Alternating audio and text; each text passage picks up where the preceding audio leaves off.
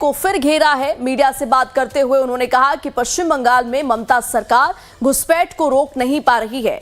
अगर राज्य में भाजपा सरकार बनी तो यहां परिंदा भी पर नहीं मार पाएगा। साथ ही उन्होंने आरोप लगाया कि सीमा पर कड़ी सुरक्षा के लिए बीएसएफ पूरी तरह सतर्क है, लेकिन बाड़ा लगाने के लिए ममता सरकार जमीन नहीं दे रही है। उन्होंने कहा कि ममता बनर्जी चुनावी फायदे के लिए बांग्लादेशियों की घुसपैठ को बढ़ावा दे रही है। अमित शाह की 10 बड़ी बातें आपको बताते हैं, क्या कुछ खास बातें उन्होंने कही। घुसपैठ से बंगाल की जनता परेशान है, इसका जिक्र गृह मंत्री अमित शाह ने किया। ममता सरकार घुसपैठ को बढ़ावा दे रही है, बाढ़ के लिए ममता सरकार जमीन नहीं दे रही, टीएमसी ने बंगाल को बर्बाद कर दिया। इसके अलावा गृह मंत्री अमित शाह ने कहा कि बंगाल में भ्रष्टाचार और भय का माहौल है। आज ममता के नेतृत्व में भ्रष्टाचार घुसपैठ से बंगाल को निजात दिलाएंगे। बंगाल में भ्रष्टाचार और भय का माहौल है, बंगाल की जनता अब मजबूत सरकार बनाएगी। बंगाल में विकास का काम रुका है। ये तमाम अहम बातें, बड़ी बातें गृह मंत्री अमित शाह ने अपने संबोधन में कही है। तो घुसपैठ को लेकर ममता बनर्जी को फिर से एक बार गृह मंत्री अमित शाह ने घेरा है। मीडिया से वो बातचीत कर रहे थे और इसी दौरान उन्होंने तमाम बड़ी बातें कही जो इस वक्त हम आपको पॉइंटर्स के जरिए दिखा रहे हैं।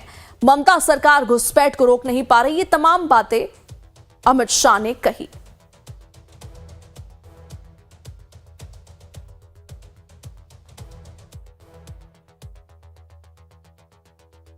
बीएसएफ जब तक फेंसिंग नहीं होती है तब तक बीएसएफ सुरक्षा नहीं कर सकती है।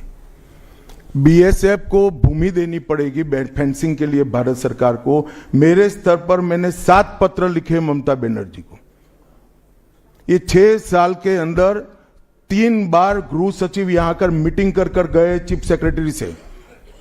मैं पूछना चाहता हूं तृणमूल कांग्रेस की सरकार को, जमीन देने में क्या डर है? कि आपकी कोई रिस्पॉन्सिबिलिटी नहीं है या आप घुसपैठ होने देना चाहते हो? और फिर भी नदी नाले जंगल कहीं से कोई घुसपैठिया आ जाता है, कहां आता है? सबसे पहले गांव के थाने और पटवारी के बगैर कोई रह सकता है? इसके डॉक्यूमेंट कौन बना रहा है? बंगाल सरकार बना रही है। देश भर से जो घुसपैठिए पकड़े जा रहे हैं, इनके पास से बंगाल के डॉक्यूमेंट, फर्जी डॉक्यूमेंट पकड़े जाते हैं। उन्होंने घुसपैठियों को अपनी वोट बैंक मजबूत करने के लिए राज्य सरकार की नीति के रूप में स्वीकार कर लिया है। इसलिए मैं कहता हूं कि तृणमूल कांग्रेस घुसपैठ नहीं रोक सकती। बंगाल की डेमोग्राफी खतरनाक तरीके से बदल रही है और आने वाला समय बहुत चिंताजनक है। इसके अलावा अमित शाह ने कहा कि टीएमसी के 15 साल के शासन में लोग भयभीत हैं।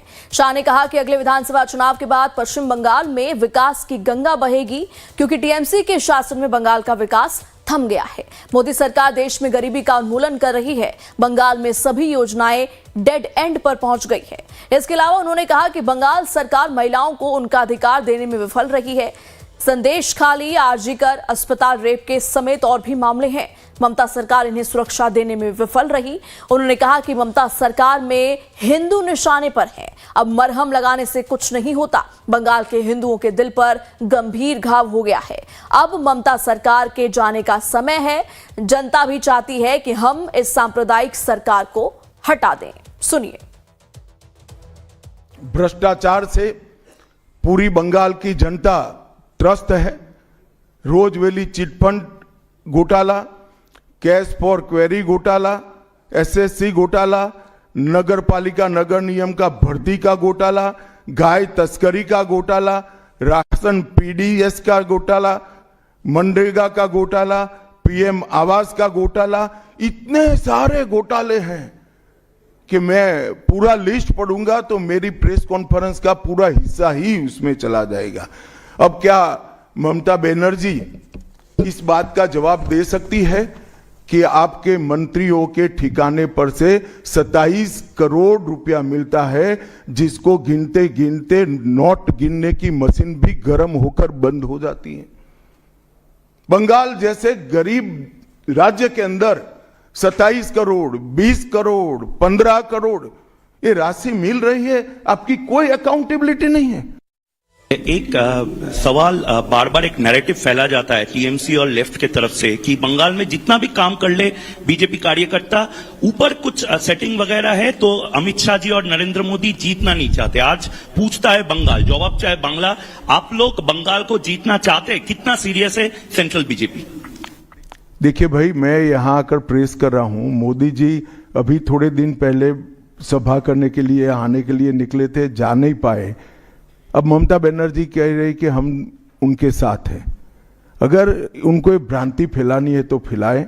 भारतीय जनता पार्टी का कोई नेता घुसपैठियों को आश्रय देने वाले के साथ नहीं रह सकता।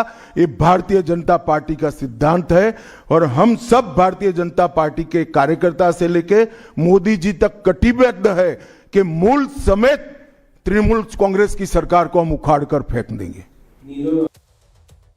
ये अभी आप कह रहे थे कि 3000 जो हैं भाजपा के कार्यकर्ता जो हैं घर छोड़कर भागना पड़ा उनको इलेक्शन के कारण, 300 की हत्या भी हुई है।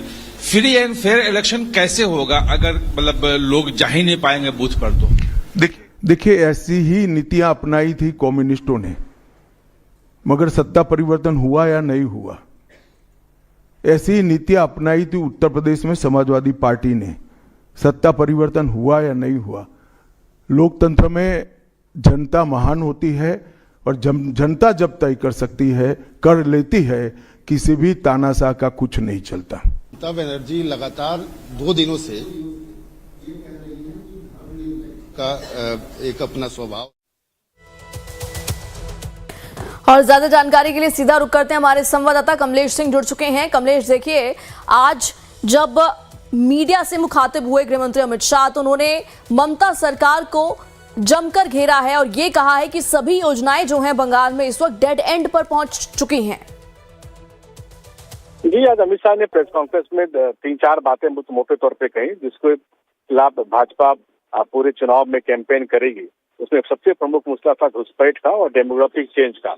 उन्होंने साफ सवाल कहा कि जो घुसपैठ हो रहा है, अगर बॉर्डर पे बीएसएफ है तो ये पश्चिम बंगाल की सरकार जमीन क्यों नहीं दे रही बाहर लगाने की, क्योंकि केंद्र सरकार लगातार, उन्होंने कहा कि चीफ सेक्रेटरी जो है लगातार 3 दौर की बातचीत हुई, लेकिन ममता सरकार जमीन नहीं दे रही क्योंकि वहाँ बैरिकेटिंग जब तक नहीं होगा तब तक घुसपैठ रोका नहीं जा सकता। और सबसे प्रमुख बात उन्होंने ये कही है कि वो बंकिम चटर्जी द्वारा रचित वंदे मातरम को लेकर के जो ममता सरकार की रणनीति है या उनका टीएमसी का जो विरोध है उसको लेकर वो का कहना था कि उसमें चुनाव में वो जाने वाले हैं। उन्होंने कहा कि अगर 37 साल का लेफ्ट पार्टी का जो राज अगर खत्म हो सकता है, ममता सरकार का राज भी खत्म होने वाला और उसके खिलाफ भाजपा गोलबंदी करेगी। लगातार उन्होंने ये भी कहा कि 2024 के लोकसभा चुनाव को देख लें, उससे पहले विधानसभा चुनाव को देख लें, 38 से 39% वोट